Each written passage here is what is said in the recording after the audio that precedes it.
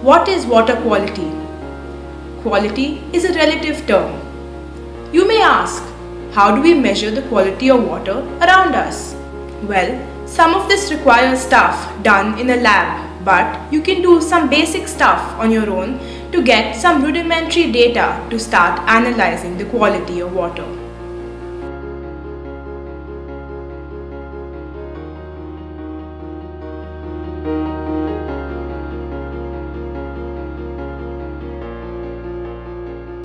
Much like we test water for its chemical properties, but of course the simplest thing that we can do without doing any test at all is, what can we do? How can we see physical properties? Yeah, but so we can look at water and we already color, get, yeah, right. So smell. correct, color, smell, what else? Don't taste it. Tasting. Don't taste it. Don't taste it. Yeah, okay. So, but normally if you know it is a drinking water source, do you know in France there are people that are employed just to taste the water, and only when they say the water is fine is the water supplied to the entire city. So they taste it, and what They if it's bad? No, so once the water comes for them to taste, they already know that the water is of potable water quality. So even though it goes through all the chemical tests, the bacteriological tests, it gets filtered, but finally the person tasting it tastes it and then says if it's ready for supply or not. So that decides here. Let's look at these two. So then the taste is actually checked. Is actually checked, and there's somebody who decides if this water is good enough for everybody else. And if it's not, then it goes back through the processes. Yeah, so you have to change something else so that the taste is just right. But then sometimes you have a salty taste because of the dissolved. Yeah, so but that's up to the taster to decide. He decides what he thinks is the good taste. He thinks it's So, good. yeah. So there are actually water Tasters, and it's a paid job. And like we have the water supply board in each city, in their cities they have this water taster. Okay, so now coming to this, what do you think when we look at both of these colors? Do you think there's anything different? That's more There's more color. Yeah, It's right? milky-ish. So it's milky-ish, so it automatically looks like it's not fit for drinking. So it requires some kind of filtration to remove the milkiness from it. Whereas this, assuming that we tested this water for bacteria, for chemical properties, if all of that came out fine, but if it still looks milky, that means there's still some treatment that is left. Whereas this water is colorless, and so it's more potable for sure, subject to the other tests. What else can we check out as physical property? We saw the color. boiling point. Yeah, boiling point, but that is not required for figuring out if the water is drinkable or not. Yeah, we can test for smell. So do you want to see if there's any difference in smell in both of these samples? Water smell of. That smells kind of. What does it smell like? Does it smell of anything? Smells like minerals. Yeah. Yeah. So these tests, It has no, normally you would get, especially if you're getting water from a city supply, sometimes there can be a smell of chlorine in it. Because people add chlorine in addition to make sure that the water is free of bacteria.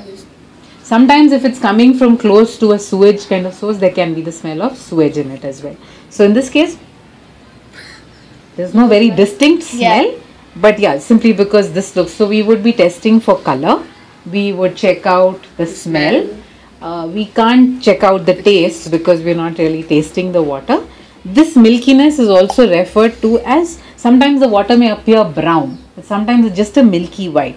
That milky white is referred to as turbidity. Turbidity. So we measure turbidity as well. It's also good to record the temperature at which you collected the water, because at different temperatures it may show more turbidity or less turbidity. So you can just put a thermometer inside and check the temperature of water. So what also. exactly is turbidity? Turbidity is the presence of those salts which are dissolved in water and add normally it indicates the presence of carbonates in water. So there is a milky white color to it. So when we say colorless, I mean we could say in color you could say milky, and in turbidity you could again say that it is turbid. It's of course a much more detailed test when done in a lab, and the units of measurement are different as well. So, but when in school we say, we would just say this colorless, this seems to have some contamination in it. You could say it's milky, you can say it's turbid as well. Okay.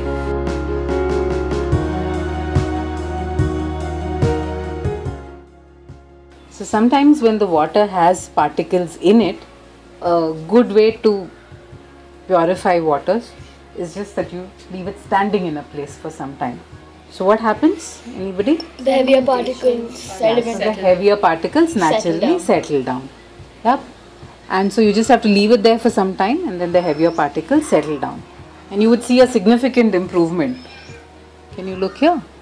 Yeah, you can already see some of the heavier particles settle down. But however, not all of the particles will settle down. Some of them that are suspended, you can coagulate them. Do you know what that is, or what are the particles you can pick up like that? So sometimes in coagulate means it will just bring together all these dissolve. Yes, using alum. So especially in well water during the rainy season, if it's an open well that's about 20-30 feet deep, because it's raining, there is a lot of other stuff, salts that are dissolving in the water as well. So the water turns a little turbid. Yeah, so it has color. It's not crystal clear like the other water that we saw, like the rainwater that we had. So then you can add some alum, which serves as a coagulant and which attracts all of these other particles to it, and the water gets filtered. So here, if you just keep looking, if you remember, it's actually even the smaller particles are slowly settling down, and the water on top is getting clearer as we just let it stand. So it's a simple process. It's called sedimentation. How long do you have to let it stand? Well, it depends upon the particles that it's in. Exactly. So it depends upon however long you're able to stand. So one way is to leave it overnight. So once you waited long enough and you get a feel that a lot of the particles have settled down, you can do what is called decantation. Yeah, so automatically, now you want to try that, Aparajita? Slowly, without disturbing it too much, you just pour out the water from on top into this beaker. Once the water has been standing for a while, so the solids have naturally settled to the bottom, then you can slowly pour out the water from on top into a cleaner container. That process is known as decantation. It gets a little trickier as you go further down. Yeah. So is there a significant difference in the color of both of these? Yeah, there are sediments here that you can see very easily.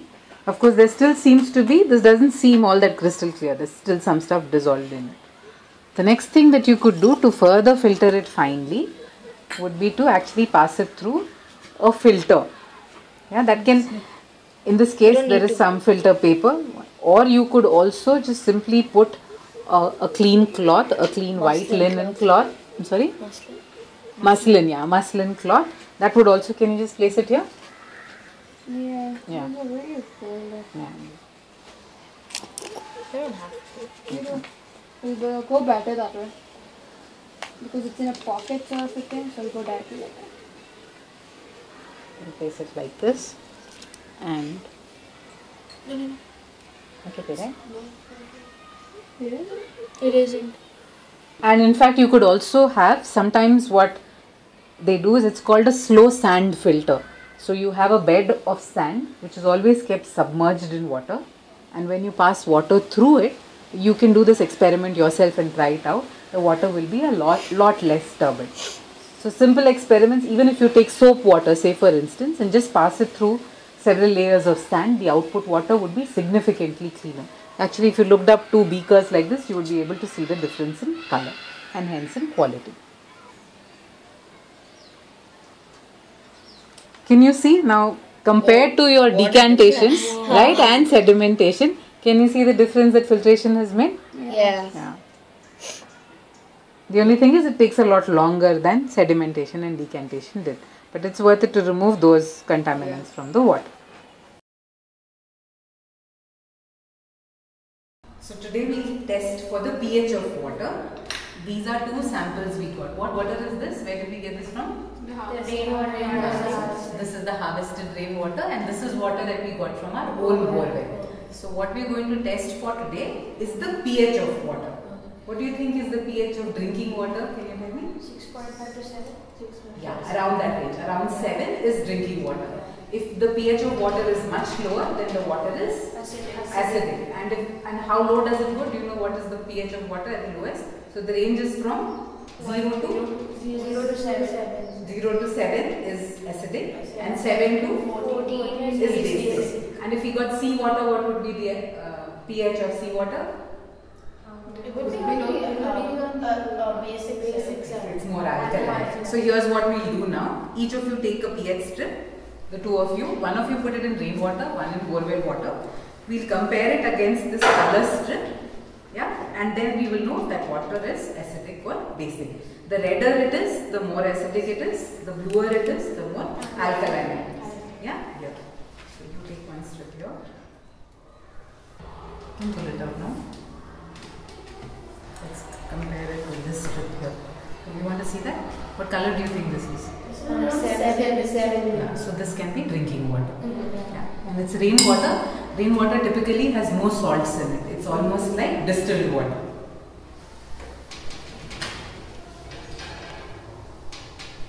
Yeah, that's enough. You can pull that out. Can we compare it to the other steps? Sometimes it helps to compare. Yeah, so it's very good. Our borewell water is also close to near drinking water. Maybe it's a little alkaline, but nothing really worrisome. So because if you see it, it's 8. yeah, it's between 7 and 8. If you compare it with these two colors, it's between 7 and 8. So even our borewell water, as far as pH goes, is good enough for drinking. Yeah, so here are some pH strips that we tested prior to coming into the lab. Some of the children got water samples from home and we tested it. So here you can see this water, when it's slightly acidic, it has a pH of 5. This is another water sample again which is neutral, much like the one that we tested in school. And this sample again here, in which it's turned slightly blue, so this was slightly alkaline. What do you think cold drinks are? Do you think they're acidic or alkaline when we drink soft drinks? Acidic. Acidic, right? And how acid do you think they are? What would be their range? So Yeah, that's what is there. carbonic acid. Carbonic acid. And what do you think the pH could be? Is it closer to drinking water or much more acidic? Yeah, no, they said somewhere between 2 and 4. Yes, that's very acidic.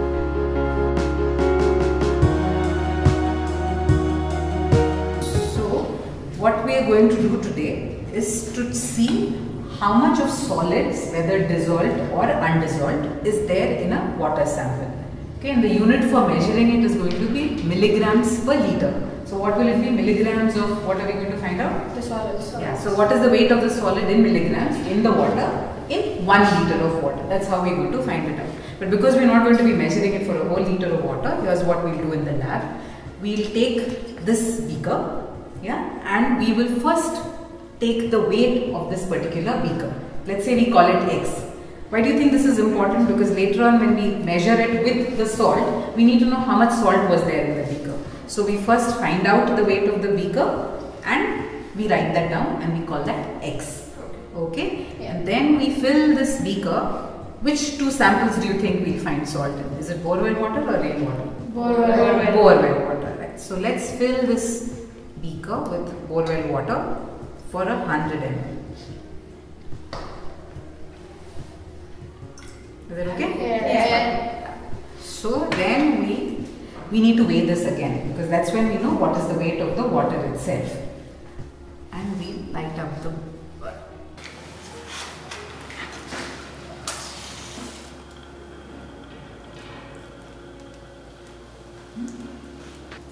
So what we do now is that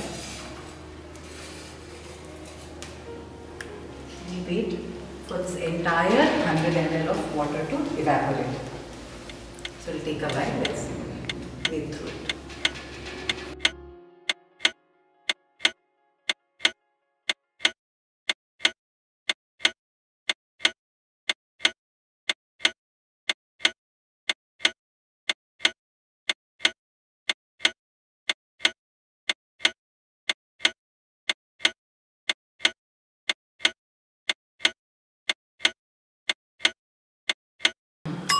So yeah, it did take a very long time to boil, didn't it? Yeah. Maybe if we had a Bunsen burner, it might have worked a little faster. But at the end of it, what do we see? You can see these fine salt deposits over here. Yeah. So what we would do now is turn off the burner and then remove this beaker and notice the soil deposits that are there, yeah, inside this beaker. Now if we were to weigh this again, what would we be weighing? What would the weight be equal to? The weight of the beaker plus the weight of the salt in it. Yeah, so remember we call the weight of the beaker X. So let's say we call this Y, then Y minus X would give me the weight of the salt in milligrams, right? And that would be the salt that I found in 100 ml of water. Now we would need to find out if we had 1000 ml of water, where 1000 ml is 1 liter of water, how many grams of solid am I able to find in 1 liter of water? You would all be able to calculate and to figure it out yourselves? Yeah. So that's it. Good. It's a tricky experiment because in cases where there is very little salt in water, the volumes that you have to measure, the weight that you would have to measure would be really less. And sometimes there would almost be close to nothing left around in it at all. So you would need a balance that's able to measure these small units of weight in milligrams, and there needs to be at least the amount of salt in milligrams that can be measured.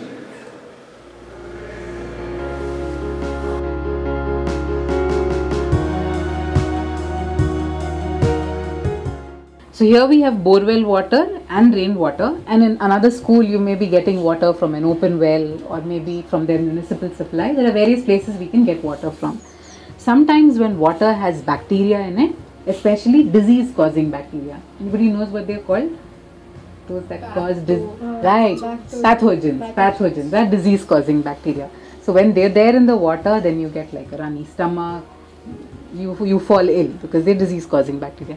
And where do they come from? What is it normally found in? Air, water. No, in water. We are going to be testing water here. So what it normally comes Dirty from water. feces, dirty water. So if people are excreting out in cholera places, coliform, E. coli bacteria, all of that comes into the water if there is feces close to drinking water. So it's important to check that water does not have any pathogens in it. So this is a simple way which we can test. This is a vial. It's called an H2S strip test, and it's very useful especially in places where there is flooding or there is drought, and so there's a lack of drinking water. Even in a place where there's flood, there's a lot of water available, but you're not really very sure if you can drink that water or not. So this is a simple test that can be performed to check if the water is potable or not. You want to read out the instructions here? Yeah. It's a simple test, and normally the bottle comes with the instructions written on it. Just read it out aloud for everybody to hear. Yeah. Okay. Procedure. Fill aquacheck vial with sample water directly from the source. Fill arrow mark. There's an arrow. Yeah. Close the lid tightly and shake gently. Keep the vial at room temperature, 25 degrees centigrade to 44 degrees centigrade, for 24 to 48 hours and away from direct sunlight. If the water turns black within this time, it is not fit for drinking. It indicates the presence of Salmonella, Chytobacter, coliform bacteria or pathogens. Yeah. That's enough. Yeah. So we'll do this test now. Let's fill.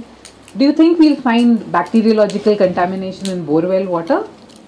Some. Yeah, typically no, because the water comes from very deep inside the ground, and there are close to very few or no disease causing bacteria. I think you'll find more in rainwater. There is a likelihood, depends if the rooftop has been kept clean or not. Yeah, more than rainwater, normally you find disease causing bacteria in surface water, like a lake water, a river water. That's why, and Stagnant water. in stagnant water. But normally we're not picking up stagnant water for drinking. So here, why don't you pour? There's a fill line here. You just pour it till here. That's enough. Now we close this bottle tightly and then leave it out over here for about 24 to 48 hours. If there is bacteria in the water, this water will actually turn a very blackish color. Otherwise, it kind of H2S over here helps to determine that. Yes, that's right. So it's a paper strip that's coated with H2S and which allows for that water to change color. Will the Why water H2S? change? Yeah. Well, they figured it out chemically. That's the substance which changes. So earlier it was a problem. There was no technology to easily figure out if water has bacteria in it or not. So I think in 1992 this was developed by a person named Manja from Mysore.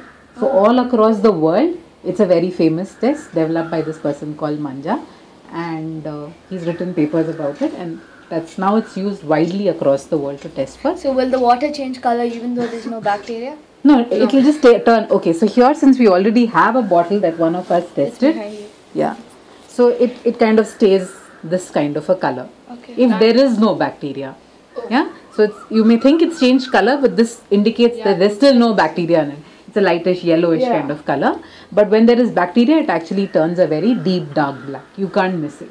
And then you know there's bacteria in it.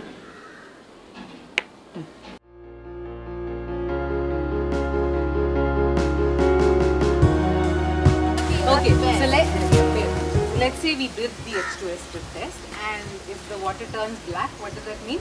It has bacteria. It has bacteria in it. Now the thing is, how do you remove that bacteria? Because you need that out before it's ready for drinking. So what are some of the ways you can disinfect the water? You can boil it, that will kill the bacteria. You can add chlorine. But there's something, yeah, you could pass it through a commercially available water purifier that passes ultraviolet rays through it. But there's something that's really simple, which uses the sunlight to treat the water. It's called solar disinfection. So it's SODIS for short.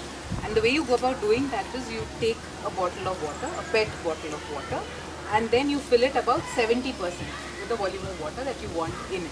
Yeah, the water that you're going to be treating.